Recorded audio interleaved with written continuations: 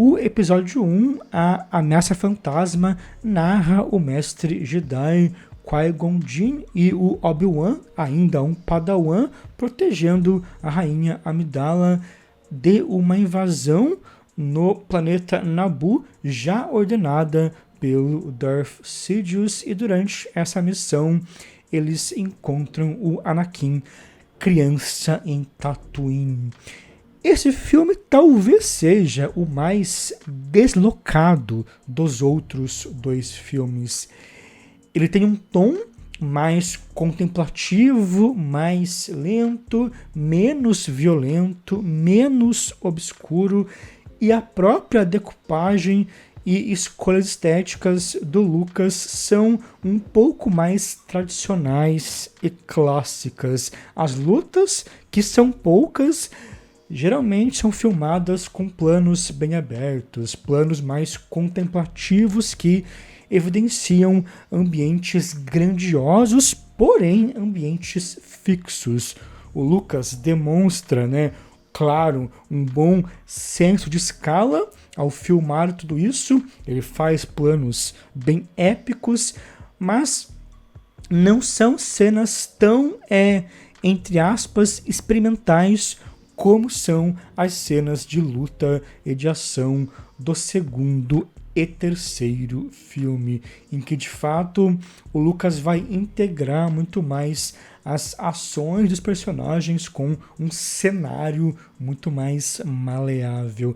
Mas ainda assim eu gosto muito em como esse filme, de modo geral, propõe uma certa ideia de esperança e inocência entre todos os envolvidos. Como aqui o Anakin ainda era uma criança, não era uma ameaça concreta, e era até uma espécie de esperança de ser o grande salvador. A figura dele aqui é uma figura que remete até a um certo arquétipo de Cristo, Ele não tem pai, ele mora com a mãe em um planeta que parece um deserto, e as suas ações até são meio simbólicas. As cenas que se passam em Tatooine possuem um tom meditativo muito particular. O próprio Qui-Gon tem ali um jeito calmo e concentrado de lidar com tudo.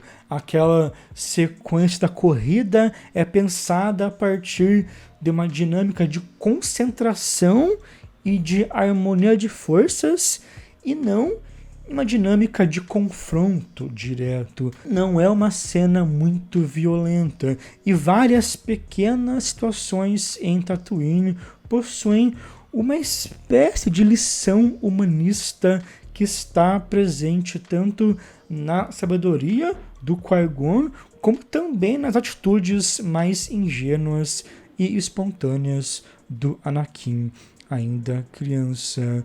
Na verdade, até as outras cenas de ação durante o filme parece que se desenvolvem mais a partir de uma lógica que busca evitar a violência e mediar o conflito do que vibrar com o perigo. É um filme que evita, de algum modo, vibrar com a violência em cena.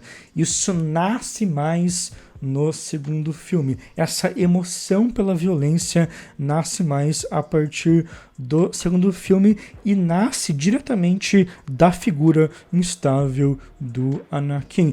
Muito do tom desses três filmes é pensado a partir, da fase em que o Anakin se encontra.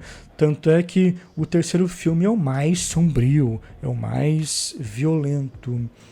Mesmo quando existe um confronto mais épico nesse filme, como por exemplo a batalha entre os Gungans e os droids, esse confronto é apresentado de modo mais inusitado, de modo quase cômico até. Até a paisagem desse confronto épico é uma paisagem ensolarada e nada sombria. E no final, o duelo entre os Jedi e o Darth Maul possui, claro, uma certa violência, né? O Qui-Gon será morto nesse duelo, mas é também uma luta muito mais estratégica e graciosa do que inflamada.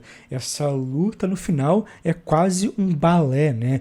É totalmente o oposto, por exemplo, da luta final entre o Obi-Wan e o Anakin no episódio 3. Aqui, o Qui-Gon e o Obi-Wan possuem uma elegância nos seus golpes, enquanto que as lutas no episódio 3 tem um lado mais urgente, mais trágico e muito mais violento.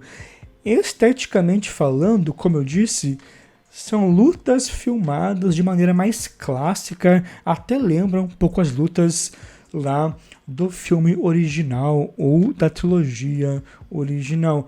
Mas eu acho que o Lucas deixa essas cenas ainda mais minimalistas do que no filme original. Então, sem dúvidas, é um filme menos dinâmico e mais tradicional que os outros dois seguintes, mas eu gosto da forma que o Lucas se dá a devida liberdade e se dá o devido tempo para construir essa sensação de harmonia que logo será quebrada.